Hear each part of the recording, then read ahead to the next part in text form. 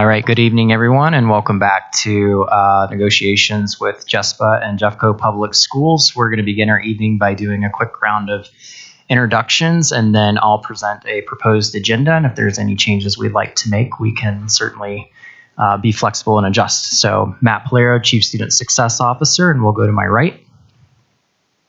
Good afternoon, Jeff Gatlin, Chief Operating Officer.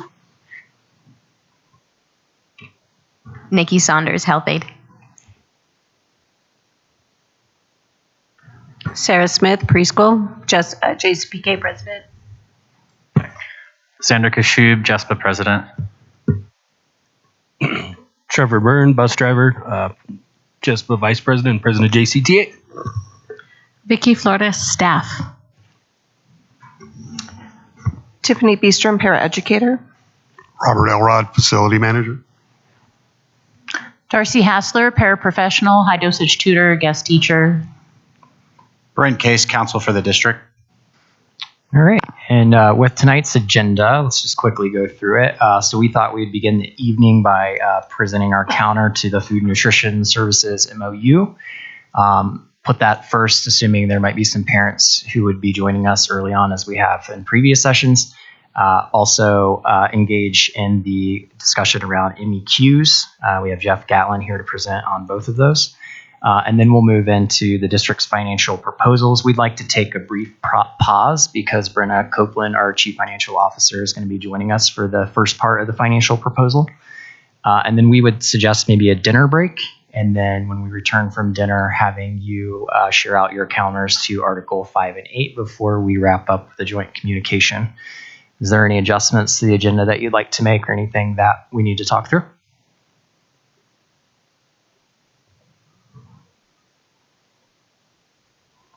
I think we can pause at the break and just talk about what we want to do with Articles 5 and 8. If we can just take a moment to discuss and think about that. So right before the dinner break? Yeah. Yeah. Mm-hmm. So are you saying you want to take like a caucus and discuss and then come back, or you want to, before we go into break, have a discussion? Yeah, we might need a caucus, and maybe we can take it when you all pause before Brenna so that we can chat about that, just because we don't have proposals prepared based on the ones that we got that weren't redlined in the same way, and some issues with the articles that we could talk about. Not that we're not, I think we're close on one of them and can figure that out. Okay, sounds good. So I'm going to hand over to Jeff. I'm going to stop sharing my screen here so he can take over, and he'll lead us away.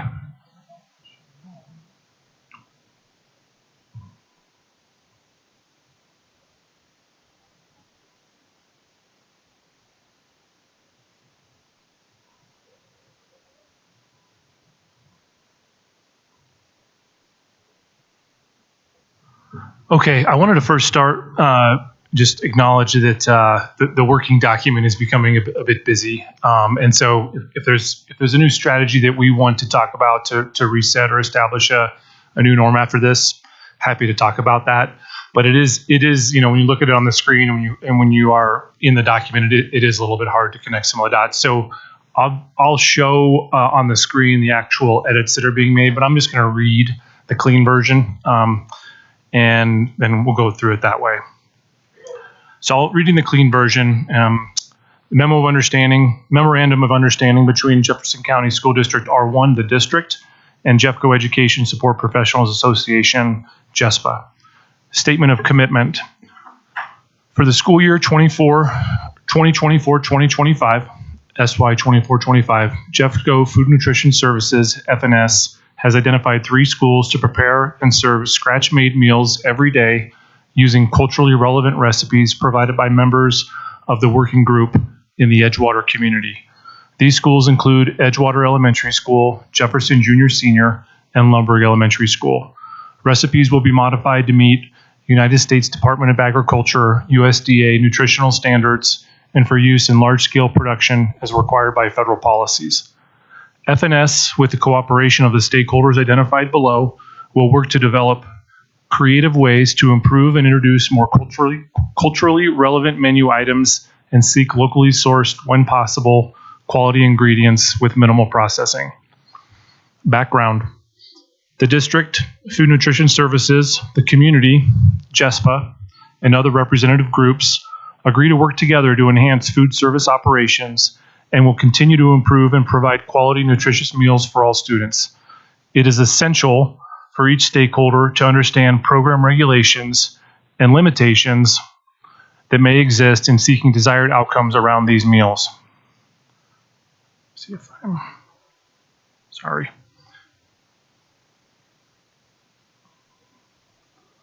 The group will work together to develop a shared vision, build trust, and establish respect for all stakeholders. Purpose and structure. The purpose is to develop a shared vision and goals for continuing to enhance quality, nutritious meals for all students. This will be accomplished through cooperative collaboration of the facilitator, the core leadership group, and the working group. All members of these stakeholder groups will authentically commit to working together in good faith on solutions. Facilitator. The facilitator will be responsible for the following: final coordination, creation, communication, and distribution of the agenda for all meetings with stakeholders, facilitating all meetings, guiding and managing the working group to determine a shared vision with goals and measurements, assisting the group with maintaining focus while making decisions and problem solving, summarizing all agenda items and discussions, and communicating them after meeting with stakeholders. Core leadership group. The core leadership group will consist of the following members. Excuse me. The facilitator, one representative from Food Nutrition Services, one representative from Jespa, one representative from the community group, one parent representative. All core group leadership will commit to being active participants.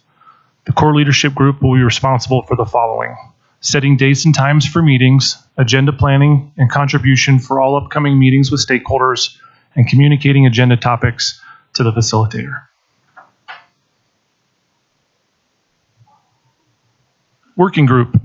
The working group will meet monthly and consist of the following members: parents, community members, Jespa members, JEFCO students, JEFCO principals, FNS staff members, core leadership group, facilitator, other JEFCO administrators. The working group will listen and seek to understand the current status and constraints of FNS, and the FNS will listen and seek to understand the perspectives and requests of the working group, especially parents and students. The working group will be responsible for the following: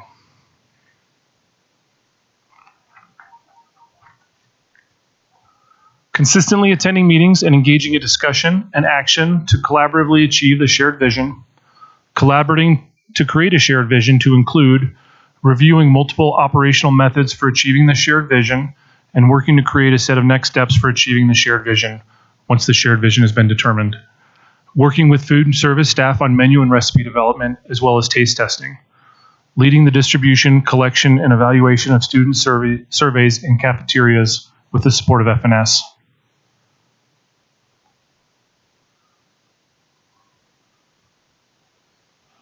Reporting. Upon completion of the 2024-2025 school year, a report detailing the measurable outcomes and recommendations to include progress as well as challenges will be submitted to the District Cabinet and Board of Education. Staffing. FNS will commit to staffing the affected kitchens appropriately in order to maintain and achieve the commitments stated in this MOU. Funding. When able, FNS, with the cooperation of the stakeholders, will commit to seeking grants and alternate funding sources for necessary resources related to the MOU. Duration. This is a standalone MOU and is not part of the collective bargaining agreement. This MOU will commence 8/1/2024 and expire on 5/31/2025. Upon expiration of the MOU, Food Service is committed to being a willing and honest participant in conversations with the community as it relates to quality, nutritious meals for all students. Food Service is committed to engage with the working group to advance and promote food that is minimally processed and maximizing the use of local products. And then the partner representatives include signature lines and dates by Tracy Dorland, Jefferson County Public Schools Superintendent, and Xander Kashub, Jespa president.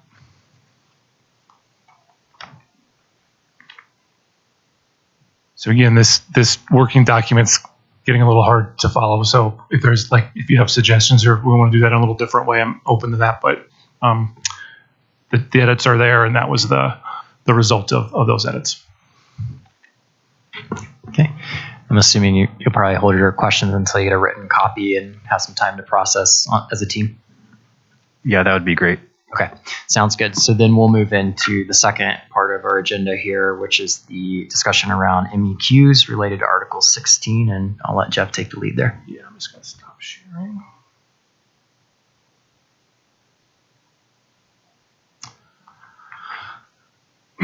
Yep. So per 16-5 in the collective bargaining agreement, the MEQ thresholds in 16-4-1-1 through 16-4-1-6 will be reviewed annually in negotiations.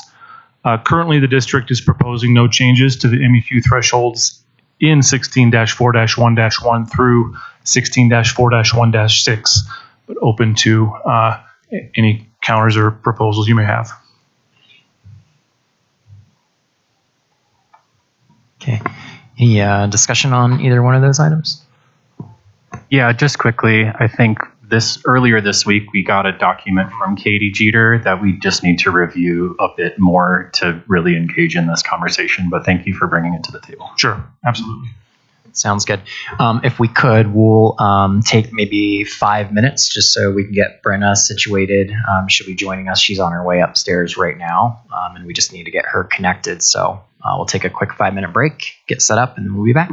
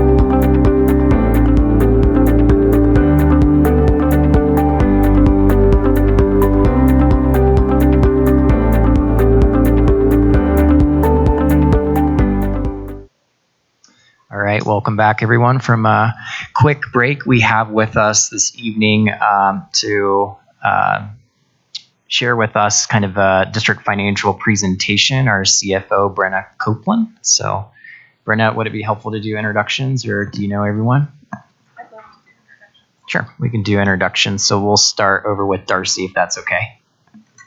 Darcy Hassler, paraprofessional. Robert Elrod, facility manager. Tiffany Beestrom, paraeducator. Vicki Flores, Jespa staff. Trevor Byrne, bus driver.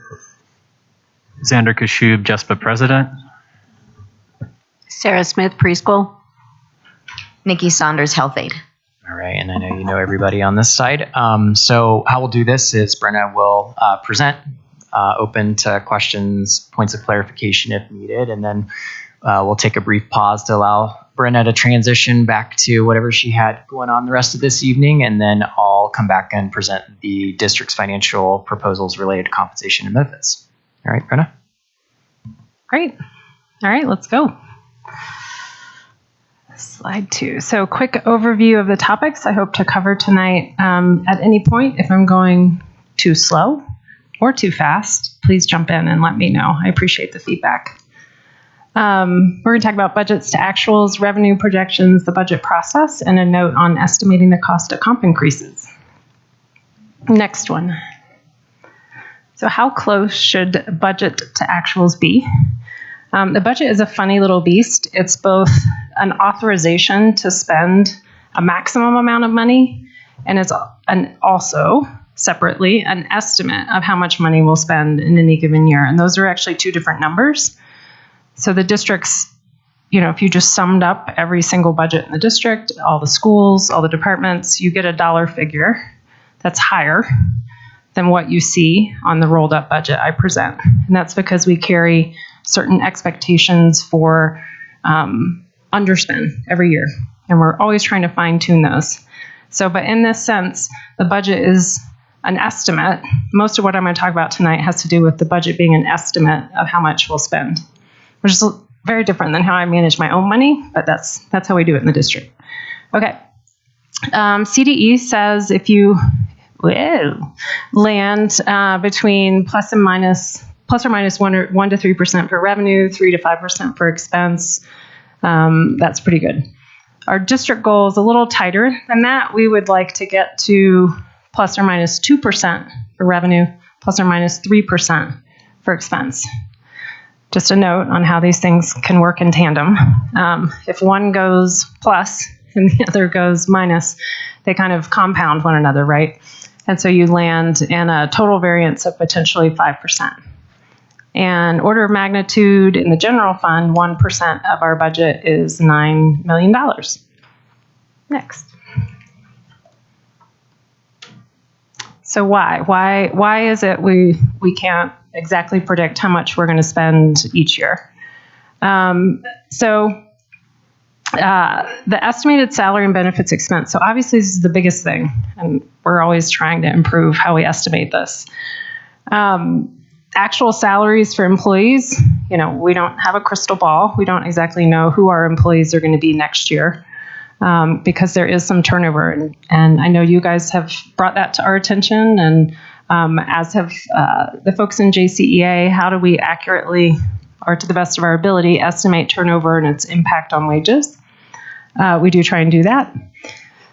Unfortunately, we also sometimes have vacancies. And so how to sort of estimate what we might spend and make sure we're maximizing every dollar while also carrying some sort of assumption if there is a predictable assumption around vacancies. That helps us stretch to do as much as we possibly can.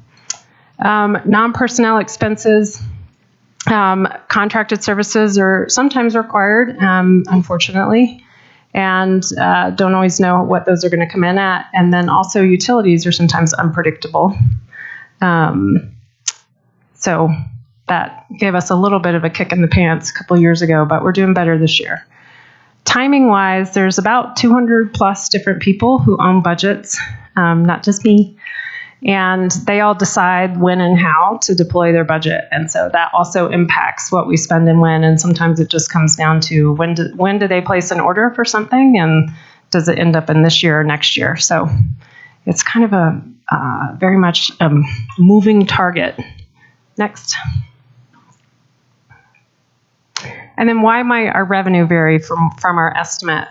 Lots of moving pieces there as well. The student count, most of it is finalized by November or December of a current year. But when I'm trying to set the budget in May or June, it's still just a forecast. And then even after November, December, additional counts start to roll in that impact our revenue. So for example, we got our special education count finalized in, I think it was March-ish.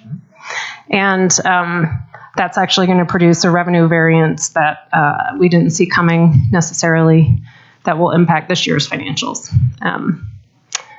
Another little known fact is that when it comes to local taxes, and our voters pay some local taxes that they don't have a choice over and some local taxes that they do. These occur primarily in March and May. You guys may know that and from personal experience, but if someone chooses or somehow manages to not pay their taxes, we just don't get the money. And no one makes us whole for it. And it's kind of difficult for me to know who's not going to pay their taxes. Now, again, we try and estimate, but all we have is prior year experience. Like, what was the uncollectibles in a year over year? I will say that this year, because we knew everyone's property tax bill went up, we estimated that uncollectibles might go up a little bit because sometimes you see that pattern, right? So again, it's an art, a little bit of science to try and figure out what money is going to come in, and it's not in our control. The state sometimes releases supplemental funding in January, February, or later. Obviously, we're happy to have any additional funding. This year, there's not going to be an official supplemental. There's going to be some targeted funding just for certain types of students that may have arrived after October count. The numbers I just saw last week suggest that we will not get any of that funding given our student counts. But again, it's just to give you a sense, this stuff is changing all the time. Next. Cool. So this is last year, FY23. So you see a little bit of budget, which is the big orange bar. Last year's actual, which is the big green bars, and they're divided into revenue and expense. Those are the two big categories. And then gray is actually the prior year. So you can also sometimes see, like, what are the patterns over time? Actual revenue came in, and by the way, these are the unaudited figures. In the audit process, we had to do a para adjustment that this is the first time we've had to do that. So the numbers from the audit look slightly different than this, but it's a non-cash transaction that we had to record. I'm not going to spend a ton of time on that, unless you really want to, which it's very interesting. But nonetheless, this is like the actual money. So budget was around $856 million for revenue. It came in at $861. That produced a $5 million variance, which is 0.6. So in terms of trying to forecast and estimate well, I feel really proud of what we did last year for revenue. On the expense side, expenses did come in under our estimate. They were still higher than prior year by about $36 million, but we were negative 2.8% on the expense side. So that's just under our goal, but I'd like to do a little better.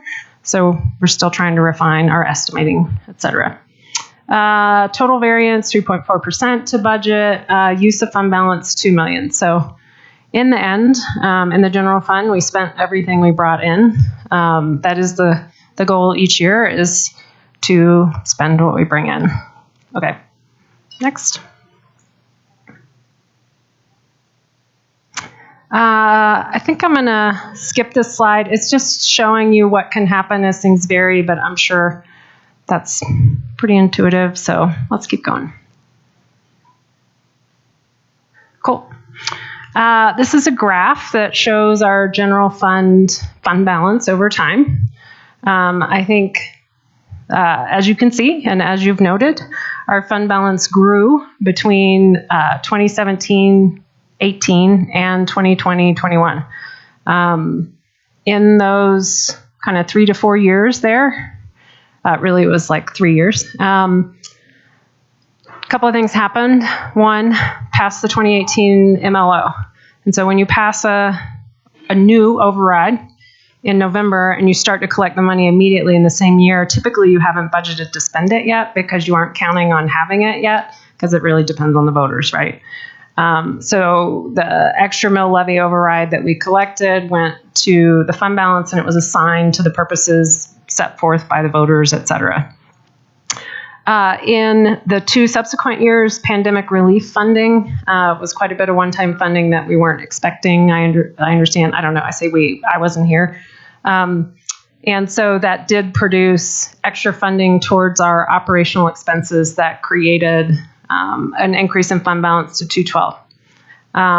FY21 or school year 21. Sorry, I'm talking the finance speak.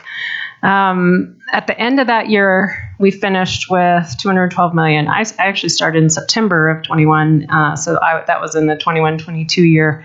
For the past 2 years, our fund balance has not really grown or shrunk. It's level. And again, my goal is spend the dollars we bring in on today's kids. And we've at least done that for the last 2 years, so that's good. Next. Okie doke. Keep going. Boom. Okay. So one of the biggest assumptions that I'm sure you guys want to learn a little bit more about in terms of, because it drives such a big part of our revenue, is our enrollment forecast each year. And we can reasonably estimate next year's funded count. I talk about 2 different things, funded count versus like actual kids, actual count. Funded count, as a CFO, that's what I care the most about. Actual count is the actual number of kids we're serving. And for Jeffco and many other districts, our funded count is higher than our actual count. And so what you see is this little dash blue line, which is the funded count over time, and the dash green line, which is the actual count. They aren't the same. And so for current year, which is FY24, the funded count is higher, and these are in thousands, by the way. This is 68,200 kids, roughly 64,000. You can see there's quite a bit of kids we're funded for that we aren't serving due to averaging. Sorry, I have something stuck in my tooth. Next year, we can forecast with some degree of reliability what our funded count will be, because since it is that 5-year average, we already have 4 of the data points, right? So we're really just missing 1, which is next year's actual count. And so with some certainty, I feel pretty good about this estimate of the funded count around 66,000 kids compared to next year's actual count of 63,600 kids. Wow, my progressives are messed up. And so, but that's a big driver of revenue. Happy to go into more detail if anyone's interested. Just want to explain what's happening here. Let's keep going. So here are a couple more assumptions that drive my next slide, which is the actual like numbers. And I present the assumptions first just because sometimes it's easier to digest when you aren't staring at the numbers themselves. For this coming year, 24-25, when it comes to our total program, which is that part of our revenue defined by the School Finance Act, we are estimating no fundamental change to the finance formula. If you've been reading the newspapers, you know that the Speaker of the House is introducing a bill, or has introduced a bill, to change the school finance formula for 25-26. But she's not changing, or she's not proposing changing it for next year, so that's good. So we have some level of predictability. The CPI, the assumptions on the, that's driving what the numbers on the following page is a consumer price inflation of 5.2. Now that's actually observed in the prior year, right? So last January 2023 to December 2023, that was inflation. Current year inflation is actually trending closer to the number on the right, which is 2.7. That's what the actual current year trend is. That being said, the 5.2 impacts revenue for next year. We are assuming that our free and reduced lunch count stays steady at about 32.6%. So we're not forecasting an increase. We're not forecasting a decrease. The BS factor will go to 0. That's the budget stabilization factor. That's kind of that negative that they apply to total programs. So that's going away as of next year. Very excited about that. Actual membership, you already saw this on the previous slide, will decrease by about 950, and funded count will decrease by about 2,000. And again, I feel pretty good about our assumption around what's going to happen with funded count because I have those 4 years of data compared to the one unknown year of data. Interesting to note for 25-26, if the speaker's bill passes, it will switch it to a 4-year average instead of 5. Unfortunately, that hurts us. That's in the future. We don't have to worry about that just yet. Next.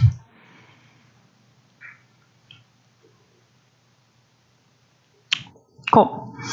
So this is a summary. I'm just going to orient a little bit and then talk through some of the up, flat, and down aspects of what's happening.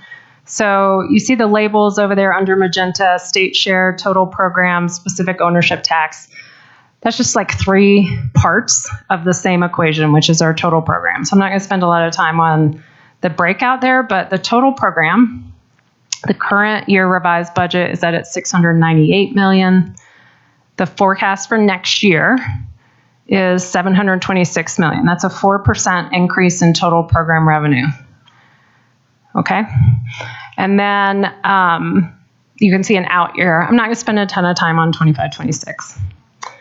There are other parts of revenue, though, right? We have categoricals, which is a much smaller dollar amount. It's $31 million. We are forecasting a slight increase in categoricals. That actually has as much to do with our SPED funded count as anything else. Specific ownership tax local, that's just a different part of specific ownership tax. It looks like we're forecasting a really big increase, but it's just $1 million. I don't mean to say just $1 million. $1 million is a lot of money. And within our $946 million, it's a smaller component. And then mill levy overrides. So unfortunately, our overrides, which are a big part of our revenue, only one of them increases with inflation. The rest of them stay flat at a flat dollar amount. And so their purchasing power has obviously eroded over time from when the voters passed those. So $137 million, regrettably, only is going to become $139 million, which is a 1.5% increase. Interest fees and other. So a lot of small things in here, but generally speaking, we're estimating, based on input from our investment folks, that our interest revenue will go down a little next year. I think on the one hand, everyone's hoping rates go down so that we can borrow money at cheaper rates. On the other hand, that of course drives down our interest income. So historically, interest income has been around 1% for the district. It was much higher this year, but we're forecasting it'll be around 4% or so next year. But again, that produces a little bit of a revenue decrease for us. So factors growing revenue is the per pupil amounts go up by 5.2, but as you can see, that doesn't mean our total program does because our funded count is going down. And then our overrides, our voter approved extra revenue stays sort of flat because it doesn't adjust with inflation, except for the most recent one. So I'm very grateful for that. And that's it. So 3.5% overall total revenue increase. That's our forecast. Those are different components. Happy to come back to this if you have questions. Next. Budget process. Groovy. So a lot of things moving in parallel. As you all know, here we are in negotiations, that big orange bar. Meanwhile, the legislature is doing their bit. We're trying to forecast things, roll up departmental budgets, school budgets, et cetera, and we're trying to hire people. So it's that dance of trying to set a budget without knowing what all the moving pieces are. But there we are, and we're in mid-April, halfway there, sort of. Next. Oh, this is too much stuff. Skip it. It's just a bunch of little words, more about the process. Okay. Okay, this is my last slide. Note on cost estimates for comp increases. So in the past, the district quoted a gross dollar amount of the cost of a compensation increase. Separately, we carried a negative expense expectation to offset that so that it didn't overstate any use of fund balance. We've gotten feedback that people don't like that approach, so we're changing it this year. We will quote a cost of a compensation increase in a net dollar amount, removing our expected turnover savings. It doesn't actually change the bottom line because I always had a quote unquote sort of negative expense in the big budget anyway. It's the same, and it means that the dollar amount is stated net of that expected turnover savings. The analysis we've done, and granted this, again, it's really hard to isolate everything exactly right. And plus we haven't, in some ways we have had more turnover than we would like in other ways because we've been contracting and school consolidations, and we've been trying to kind of take our current employees and put them into open positions elsewhere. We've had a little bit less turnover than we normally do in other ways. So it's sort of a both and there.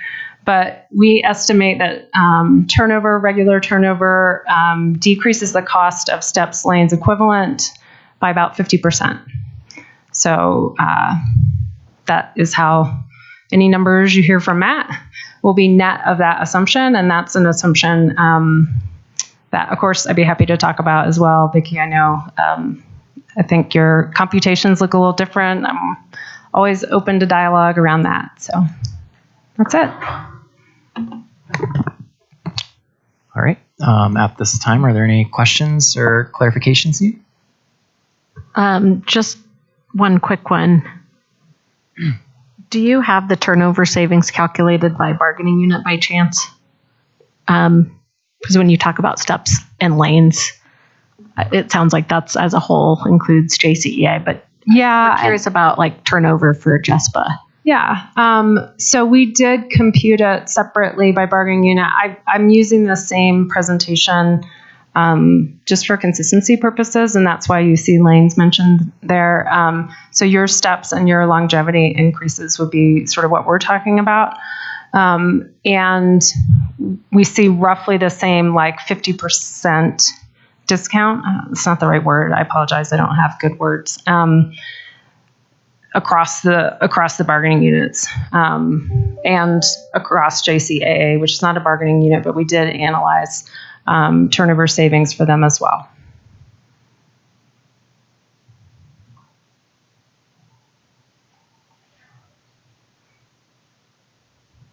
Groovy. Anyone else? If we came back with questions, would you be here still, or are you leaving? No, I'm almost always here. I'll be in my office. I'm happy to come back though. Yeah. Oh yeah, I don't leave before 7. I'm good. Okay. Yep. Can we take a 15-minute caucus and come back? Yeah, we'll then let Brenna transition back to what she was doing. Or I'll be in the building if you want. Are you wanting Brenna to be here after your caucus? Is that what you're saying? If we have questions that she might be able to answer about this presentation, totally, we can call you back. Sounds good. Okay, just I think we had one more thing. Yep. And Matt, before the caucus, if you would please, we have some health aides and paraeducators who would like a moment of your time during the caucus, please.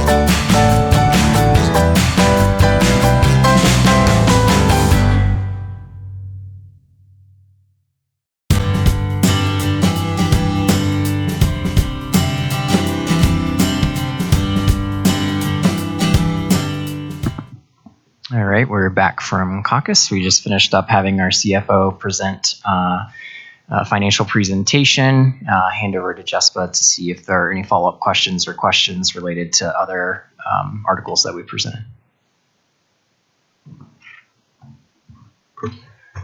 No, I think we're good at this time. We were just going to wait and have you guys do your financial proposals. All righty, give me 1 second and I will get the presentation up on the screen.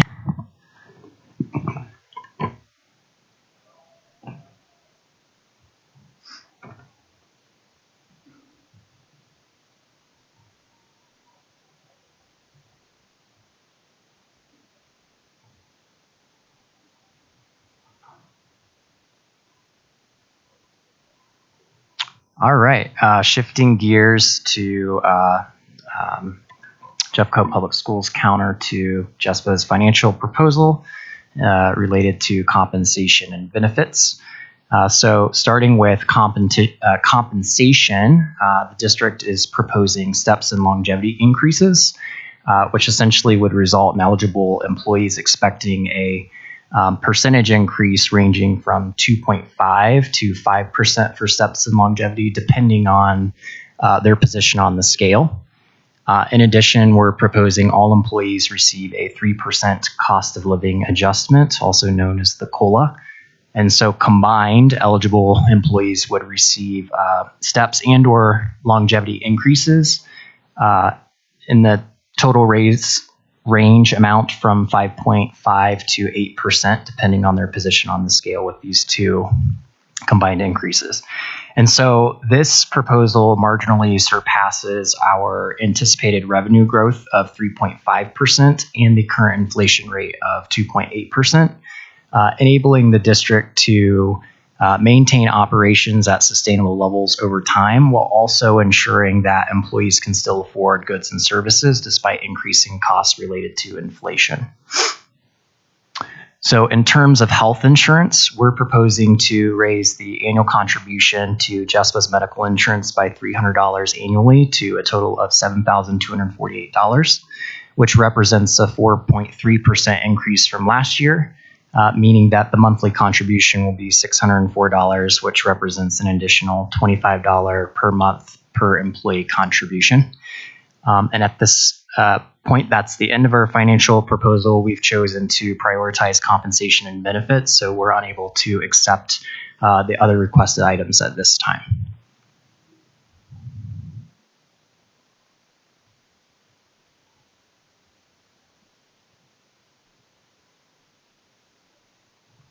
Let me know if you have questions or would like me to go back. Just to clarify what you aren't able to, you mean countering what we proposed last week? Is that kind of what you were getting at? So you had some additional items here specific to extra pay, additional pay, time of implementation, so on and so forth. That's correct. Okay, thank you. Mm-hmm.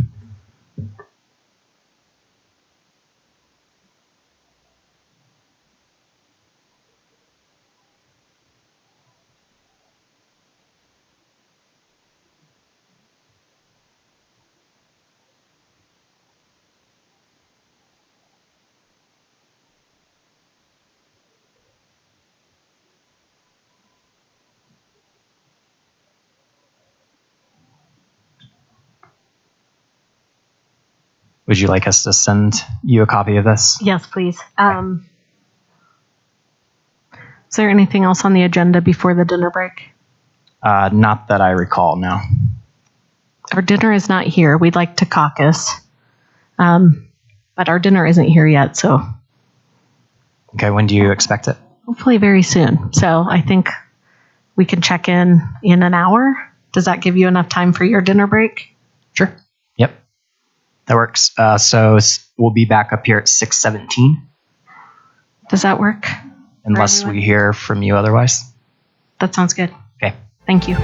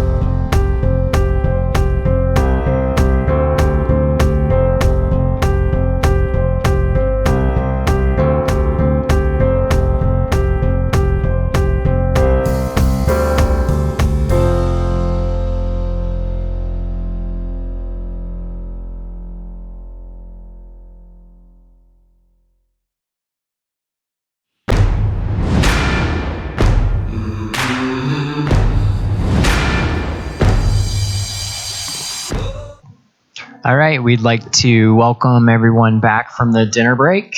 At this point, we are, what we have remaining on our agenda is Jespa's counter. I'll wait just 1 second. We have left on our agenda is Article 5 and 8, and then joint communication. Any further discussion from the previous presentations or points of clarification or even adjustments to the agenda that we want to make tonight?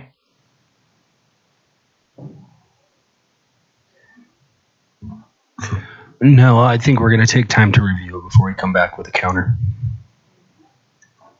So to clarify, you suggesting we move the two articles to a different date and time, or you're going to need time to come back tonight and counter?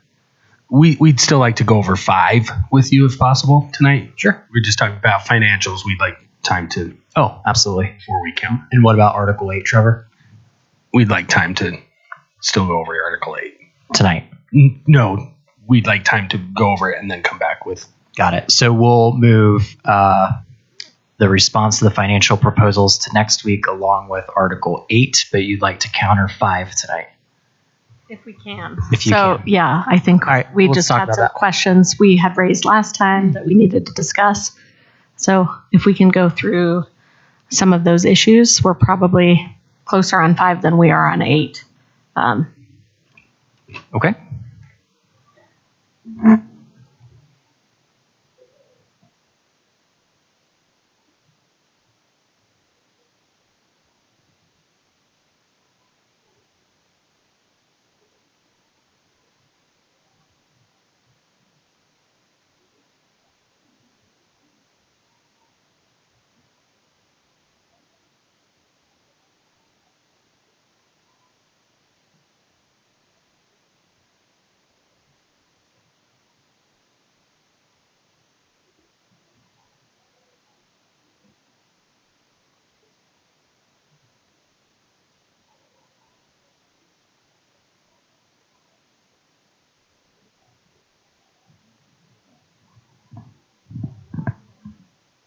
Did you have specific questions on Article 5? Yes, I believe 533. Okay.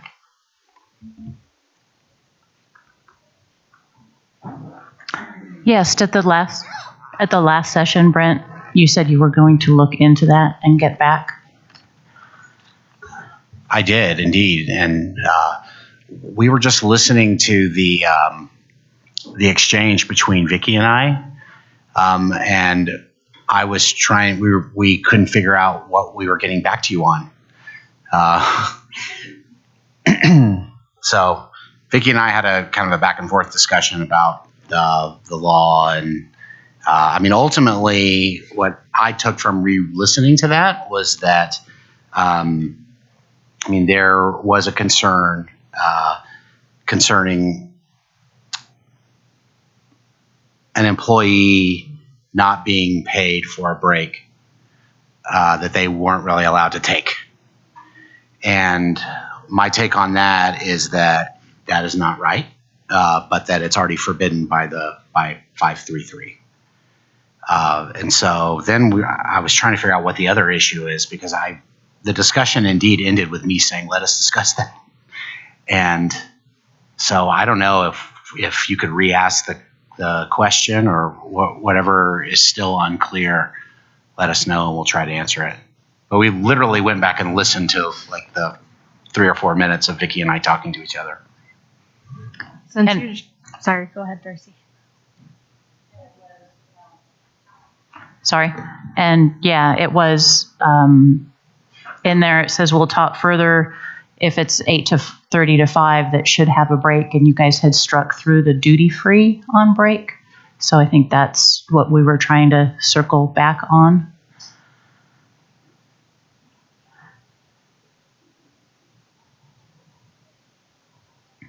We had the example, and I'm sure you heard this already, about you were waiting. We have bus drivers waiting on buses, and it's not being counted as a break, and that time is being deducted from their time rather than being paid, which is why we put in the duty-free description of a break. All right. So are we talking about 531 now? I think. Is that right? Okay.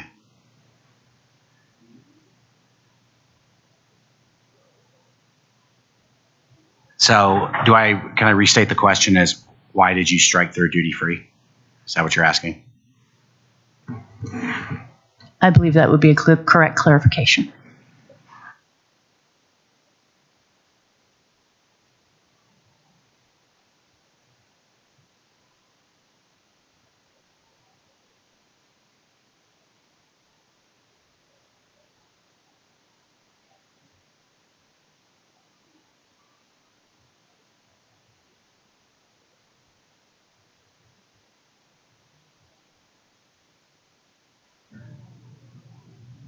Let me discuss that with him. Yeah.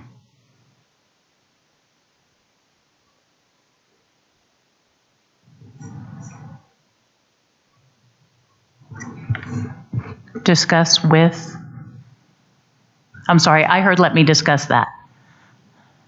Yeah, let me discuss that with our team. I didn't hear the part our team. That's why I'm. Okay.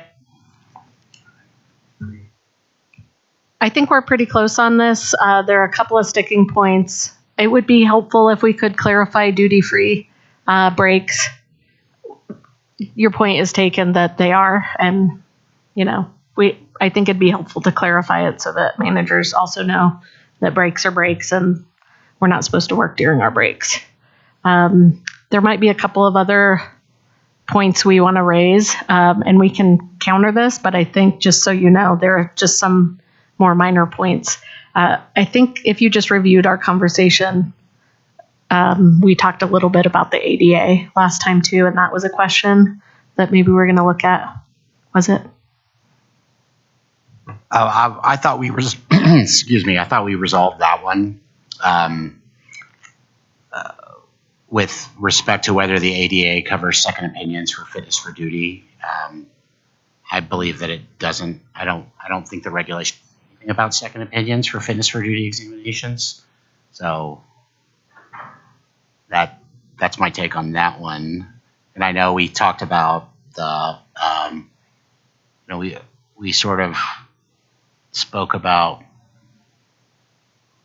the idea that if somebody is disciplined for as a result of not being fit for duty, that the Jespa, as I understand it, was interested in having a guarantee of a second opinion in there to basically. Our live stream people can't hear. To basically resolve the issue of whether the employee was fit for duty or not. And my contention was that there are proceedings already in the collective bargaining agreement to cover that. So I'm unclear about what we're supposed to be answering. Sorry. Yeah.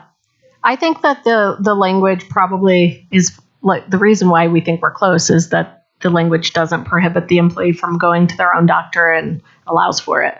So if an employee was sent to the district's doctor, it doesn't prohibit them from attending their own medical appointment based on whatever the fitness for duty. So I think we have other remedies to solve some of this that I think just to raise the point, though, that we just don't want this process to be weaponized against an employee in order to retaliate against them or to remove them without having to follow just cause.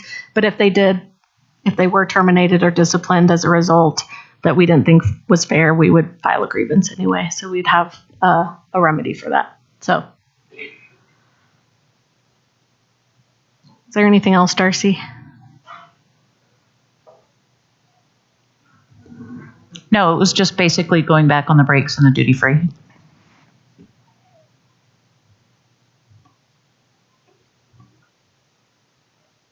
Okay. What do y'all think? If we can get to where we're defining breaks as duty free, we're pretty close to a TA here. Well, we're happy to go take a caucus and go talk about that right now. There's time in the evening. I don't know how else that fits with what you all have planned, but do you want to do that? Perfect. Let's start with 15 minutes and then I'll text you and let you know if we need more time, but probably can resolve this pretty quickly. Cool.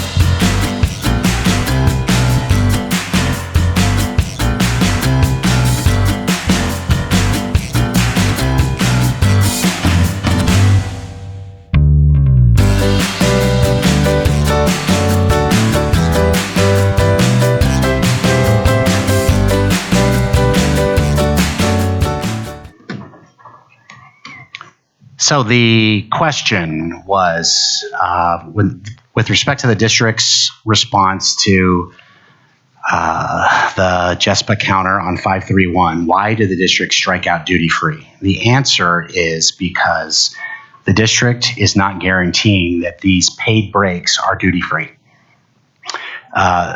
Basically for these are the type of breaks where an employee might be called back into duty to address an emergency or something else that's going on that needs immediate attention. And the reason why we can do that is because it's paid. So that's why we struck out duty free, because we're not guaranteeing that the employee is in a position to be unavailable during that paid break.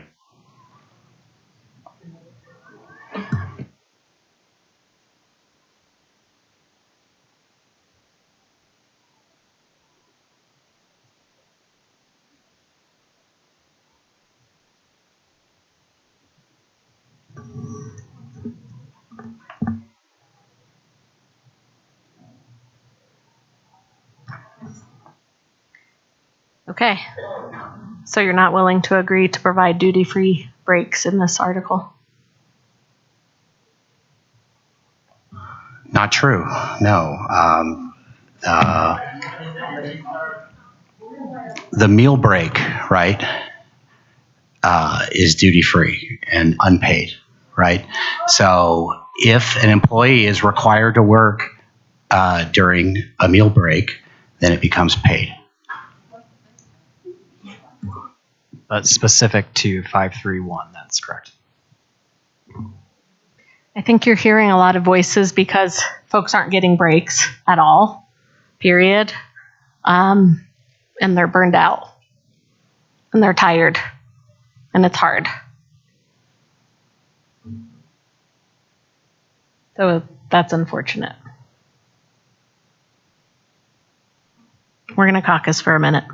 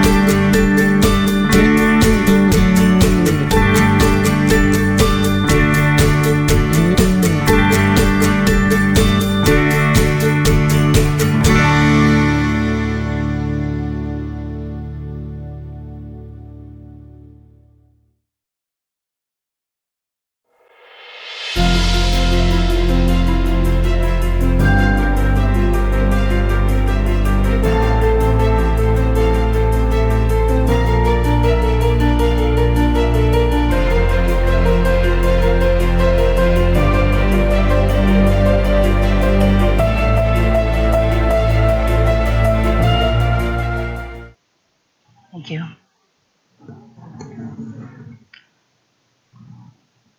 So we just wanted to reiterate that our purpose here is to make sure that things are resolved at the lowest possible level, not having to take something to grieve. Our point here on the CBA is also to educate and ensure consistent expectations for employees as well as administrators. So based on the district's position, then we will go ahead and counter with differing language.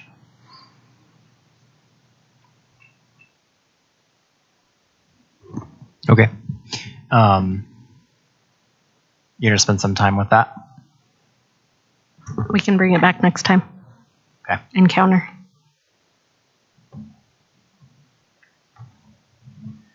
All right.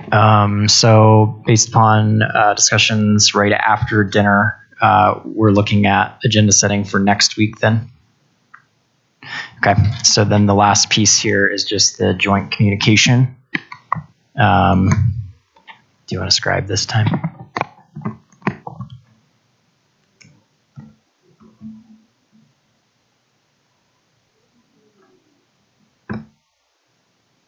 I'm not.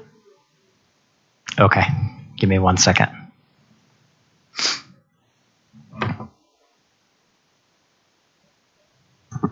Sorry, it might be faster if you share your screen.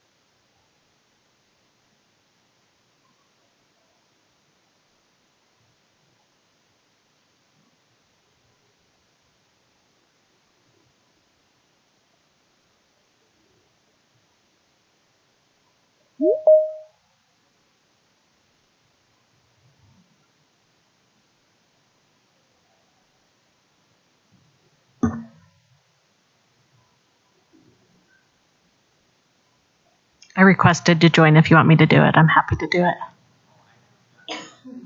Sorry. I got the document pulled up here. Okay. Yeah.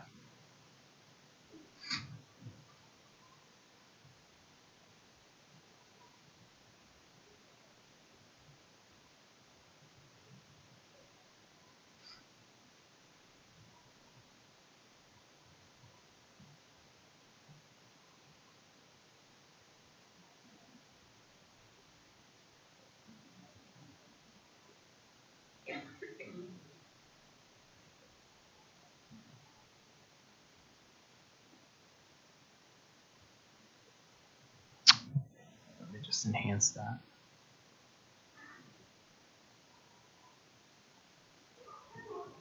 All right, so joint communication for 4/17/24. The district bargaining team presented its financial proposal / counter regarding compensation and benefits. The FNS MOU and how would you like me to describe the MEQs and its position regarding MEQs?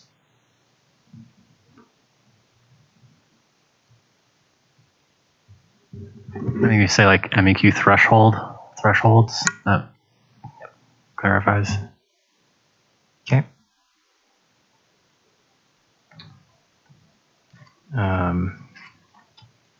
District and Jespa engaged in continuing discussion regarding Article 5 attendance. The district and Jespa agreed that Article 8 will be moved to the agenda for April. What's next Wednesday's date? Sorry. 24th. Thank you. April 24, 2024. So the parties will next meet April 24, 2024, at which time Jespa will give its counters to, you think, FNS MOU? Yes. Article of, financial.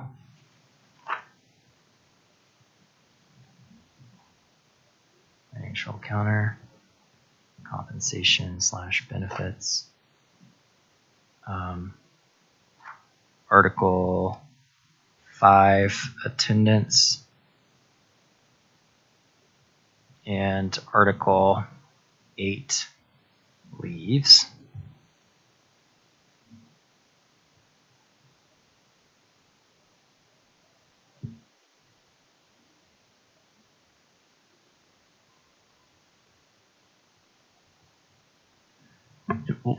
Where do you stand on the next meeting for MEQ thresholds?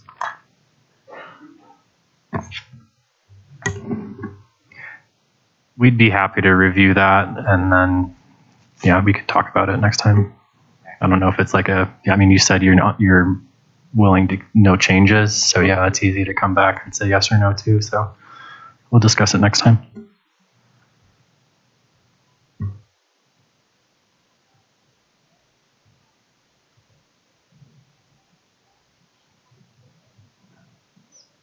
Anything else that I missed? Anyone? I don't know that you need to add it to this document, but the Article 8 document, if we could get the version that was based on our proposals back and forth with the tracked changes in it. I don't know, by Friday? Would that work? Yep, I think that's reasonable. District will reshare Article 8 presented on 4/10/24.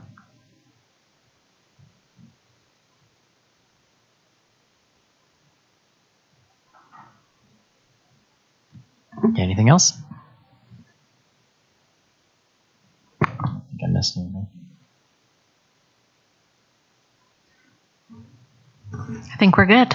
Okay, that concludes tonight's negotiations. See you next week.